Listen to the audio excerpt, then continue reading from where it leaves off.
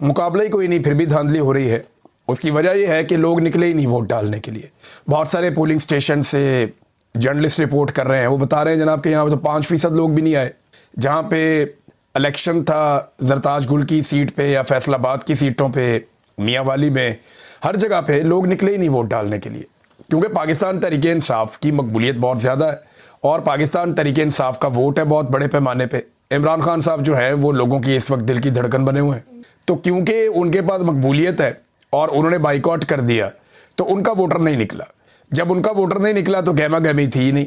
तो पंजाब के इलेक्शन में ओवरऑल गहमा गहमी नहीं थी, बल्कि यहाँ तक हुआ कि हमने कई जगह पे ऑडियो सुनी और कई जगह पे ऐलानात सुने कि मस्जिदों से बाकायदा ऐलान करवाए गए कि वोटर्स निकलें और निकल कर जाकर वोट डालें। अब आप अंदाज़ा करें कि लोगों की कितनी दिलचस्पी होगी इस इंतखाब में। तो लोगों को भी आइडिया, और इमरान खान साहब का मेरे ख्याल में ये ठीक फैसला था कि बाइकआउट ही करो। उन्होंने 2 इलेक्शन लड़े हैं और दोनों के पीछे एक वजह है। एक इलेक्शन उन्होंने लाहौर का लड़ा जहाँ से हमाद अजहर साहब के वालिद इंतकाल कर गए थे, मियाँ अजहर साहब, और क्योंकि यहाँ पे कोई सज़ा नहीं हुई थी 9 मई में, लिहाजा उन्होंने कहा जी आम इलेक्शन लड़ेंगे। दूसरा इलेक्शन उन्होंने एक हरीपुर में लड़ा ताकि वो फ़र्क बता सकें कि जब पंजाब में इलेक्शन होता है तो यहाँ की पंजाब हुकूमत और इलेक्शन कमीशन मिलकर क्या करते हैं, और जब खैबर पख्तूनख्वा में इलेक्शन होता है तो पाकिस्तान तहरीक इंसाफ की वहाँ की सूबाई हुकूमत कितना ज़्यादा मौका देती है अपने मुखालिफिन को। बाबर नवाज ने खुलकर इलेक्शन लड़ा, पूरी कंपेन की, उनके किसी कारकुन को टॉर्चर नहीं किया गया, किसी को गिरफ्तार नहीं किया गया, किसी के ऊपर जुल्म तशद्दुद नहीं हुआ, बल्कि फ्री हैंड दिया गया कि आप इलेक्शन लड़ें। तो अब वो सारे लोग वहाँ पे इलेक्शन लड़ रहे हैं और बेहतरीन इलेक्शन हो रहा है हरीपुर में। तो 2 ही जगह पे गहमा गहमी थी पूरे इलेक्शन में। एक इलेक्शन जो है उसमें गहमा गहमी है लाहौर वाले में, क्योंकि यहाँ पाकिस्तान तहरीक इंसाफ मुकाबला कर रही है, तो इधर पुलिस और नून लीग ये मिलकर इलेक्शन लड़ रहे हैं और इलेक्शन कमीशन जो है वो इनकी सहूलतकारी कर रहा है। रिपोर्टें तो ये भी आ रही हैं कि इलेक्शन का टाइम ख़त्म होने से पहले, यानी वोटिंग का टाइम चल रहा था अभी, और उससे पहले ही जो फार्म है उनको साइन करवाए जा रहे हैं 45, 47, ये पहले ही साइन करो जी। अब इस किस्म की 2 नंबरी की जा रही है इस इलेक्शन में, और ये सारी चीज़ें पाकिस्तान का मीडिया रिपोर्ट कर रहा है। मीडिया वाले बेचारे रिपोर्ट कर रहे हैं सुबह से लेकर अब तक, उन्हें लगता है कि शायद ये कोई इलेक्शन हो रहा है, लेकिन ना इसमें से कुछ निकलना है और ना मीडिया की रिपोर्टिंग से कोई फ़र्क पड़ेगा। शाम के वक्त जो है वो अनाउंसमेंट कर दी जाएगी और इलेक्शन ख़त्म शुद्ध, यानी जिसको इस वक्त एस्टेब्लिशमेंट चाहेगी उसको जितवा देगी, उसका हाथ खड़ा कर देगी। मुकाबला तो कोई हो नहीं रहा मैदान में। लाहौर के अंदर पाकिस्तान तहरीक इंसाफ ने मुकाबला करने का फैसला किया था, लेकिन ये सीट अब तक जो दिखाई दे रहा है, जिस किस्म की धांधली की गई है, जिस किस्म की 2 नंबरी की गई है, हालांकि PMLN के सारे कैंप ज़्यादातर देखने में आ रहा है खाली हैं और पाकिस्तान तहरीक इंसाफ के कैंप्स भरे हुए हैं। लोग बहुत बड़ी तादाद में तहरीक इंसाफ के कैंडिडेट को वोट डालने के लिए बार बार निकल रहे हैं, लेकिन इसके बावजूद सीट मिलना मुश्किल है, क्योंकि एस्टेब्लिशमेंट ने तय कर रखा है कि इमरान खान साहब को देना कुछ नहीं है।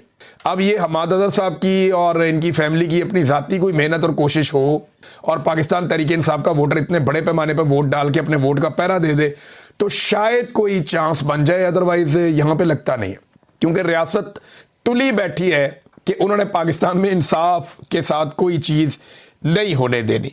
बहरहाल सिर्फ 2 जगह पे गहमा गहमी, एक हरीपुर में और एक लाहौर में, बाकी जगह के ऊपर बिल्कुल उल्लू बोल रहे हैं, खामोशी है, सन्नाटा है। मस्जिदों में ऐलान करवा रहे हैं जनाब आओ आकर वोट डालो, और वोट डालने वाला बंदा इन्हें कोई नहीं मिल रहा। वो मिलना भी नहीं है, क्योंकि लोगों की दिलचस्पी इस वक्त इमरान खान की सियासत में है, किसी और की सियासत में लोगों की किसी किस्म की कोई दिलचस्पी नहीं है। अच्छा, एक और इंटरेस्टिंग बात मैं आपको बताता हूँ। पाकिस्तान तहरीक इंसाफ के साथ बदतरीन धांधली हुई। वैसे तो धांधली पाकिस्तान में इलेक्शनों के अंदर होती रहती है। 2013 में भी इमरान खान साहब ने इल्ज़ामात लगाए, 2018 में इमरान खान साहब के मुखालिफिन ने इल्ज़ामात लगाए, तो ये कहा जाता था कि 10 सीटें, 5 सीटें, 15 सीटें, इस किस्म की धांधली हो जाती है। एस्टेब्लिशमेंट अपने बंदे जितवा देती है और अपने बंदे जितवाने के बाद एस्टेब्लिशमेंट उन्हें हुकूमत पे शामिल करवा देती है और उनके ज़रिए अपने काम निकलवाती है और हुकूमतों को ब्लैकमेल करती है। पुराना खेल एक चलता रहता है। लेकिन ये जो इलेक्शन हुआ इसमें तो पूरा का पूरा मैंडेट ही उड़ा दिया गया। ये 2024 के इंतखाबात का, माजी की किसी भी इंतखाबात की धांधली से किसी किस्म का कोई मवाजना आप कर ही नहीं सकते, मुमकिन ही नहीं है। बदतरीन किस्म की धांधली, बल्कि एक तरह का मैंडेट को तस्लीम ही नहीं किया गया। एस्टेब्लिशमेंट ने इस मरतबा ये किया है जैसे 70 के इंतखाबात में किया था, जब पाकिस्तान 2 लाख हो गया उसके बाद, और उसका खुमियाजा पाकिस्तान आज भी भुगत रहा है। तो नादरीन, पाकिस्तान तहरीक इंसाफ ने पटिशन डाली थी सुप्रीम कोर्ट में कि हमारे पे धांधली होगी, पूरा का पूरा इलेक्शन ही चोरी हो गया। अब वो वफाकी आईनी अदालत में लग गई है अंदाज़ा करें, 2.25 साल लग गए। पाकिस्तान तहरीके इंसाफ मांग रही है, ट्रिब्यूनल बनाओ, इंसाफ दो, हमारा इलेक्शन चोरी हुआ है। इस्लामाबाद के तीनों हलकों के अंदर जब नून लीग फंस गई तो जस्टिस तारिक महमूद जहांगीरी को ही फंसा दिया। तब से लेकर अब तक पूरा का पूरा इस्लामाबाद हाई कोर्ट का स्ट्रक्चर ही बदल दिया। पूरे की पूरी आईनी तरमीमें लेकर आ गए कि जनाब हमने अपनी हुकूमत नहीं जाने देनी।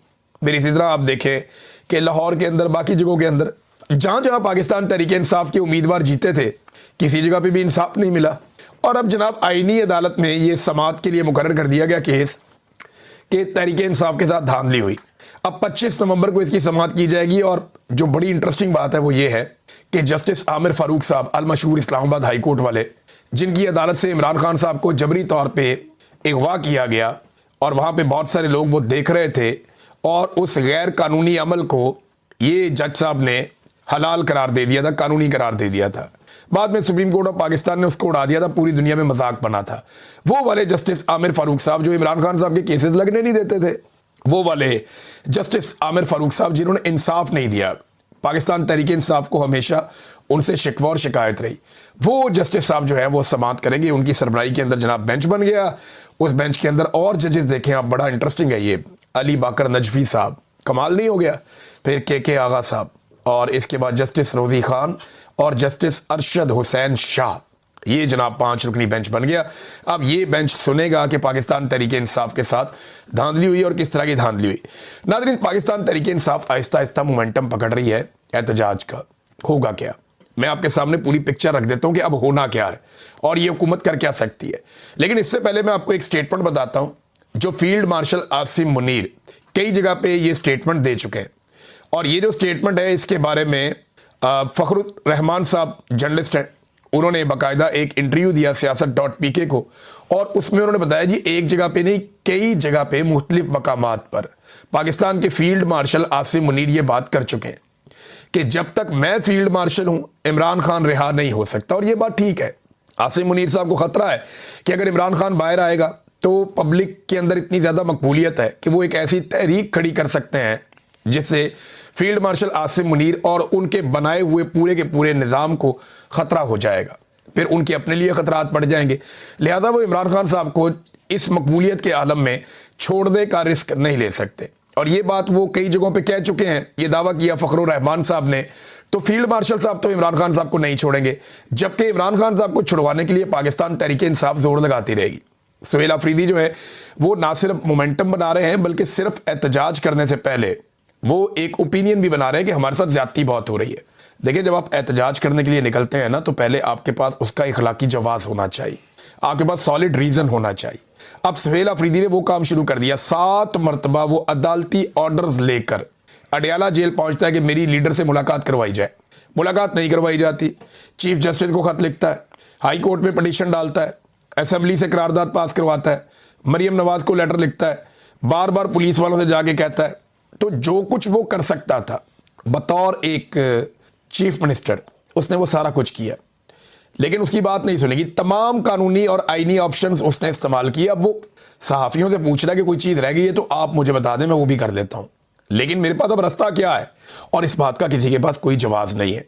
तो एक बड़ा सॉलिड रीज़न सुहेल अफरीदी के पास है कि इमरान खान साहब से मुलाकात करवाई जाए, वरना फिर आप तैयार हो जाएं, हमें एहतजाज करना पड़ेगा। देखिए, मैं आपको ये बताऊँ कि 1-2 हफ्ते में अब मुलाकात भी करवा दी जाएगी। ये 1 आधे हफ्ते में हो जाएगी, या हो सकता है अगले हफ्ते में हो जाए, क्योंकि अब काम निकल गया है।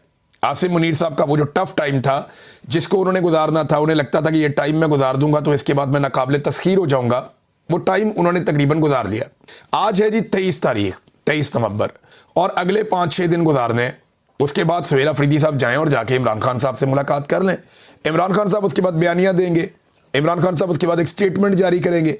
उस स्टेटमेंट से पाकिस्तान में हिलजुल होगी, तो देखिए एक तहरीक तो पाकिस्तान में अब खड़ी होगी।